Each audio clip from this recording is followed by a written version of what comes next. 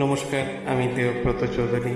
আমার স্বপ্ন ইউটিউব চ্যানেলে প্রথমবার আমার নিজের তৈরি করা ছোট্ট একটা নাটক নিঃশব্দ অনুভূতি, প্রথমবার তৈরি করা আমার ছোট্ট নাটক। পারলে সবাই শুনবেন। চলুন, আর দেরি করব না, চলে আসি আমাদের ছোট্ট নাটক নিঃশব্দ অনুভূতি।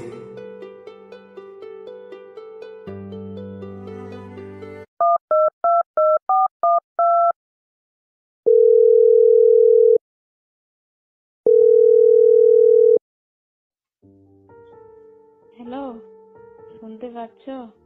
হ্যাঁ, শুনতে পাচ্ছি। তোমার কণ্ঠটা যেন উষ্ণ। কণ্ঠ আবার উষ্ণ হয় নাকি? হ্যাঁ, হয়।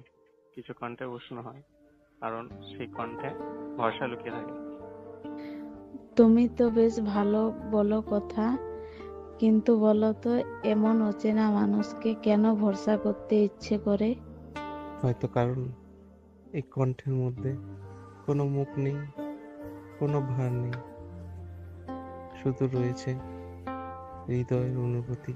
তুমি জানো, আমি দেখতে পাই না, তাই আমি শুধু কণ্ঠে মানুষ চিনে নিই। তাহলে আমি চাই তুমি আমার কণ্ঠে আমায় চিনে রাখো, এক চেনা মানুষ হিসেবে। হা হা, তোমার কণ্ঠে একটি শান্ত নদীর মতো টান আছে, শুনলে মনে হয় কেউ আছে পাশে। আর তোমার কণ্ঠে রয়েছে আলোর গন্ধ, শুনে মনে হয় চোখ খুলে গেছে।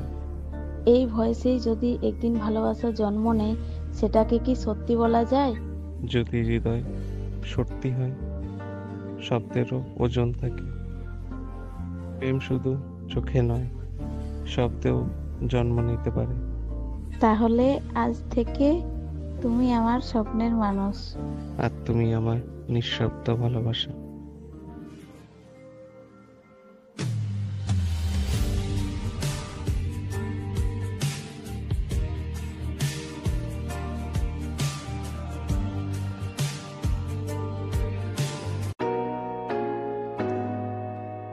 শেষ হলো নিঃশব্দ অনুভূতি। তো নাটকটা যদি ভালো লাগে, একটা লাইক, সাবস্ক্রাইব আর বেল আইকনে প্রেস করে দেবেন।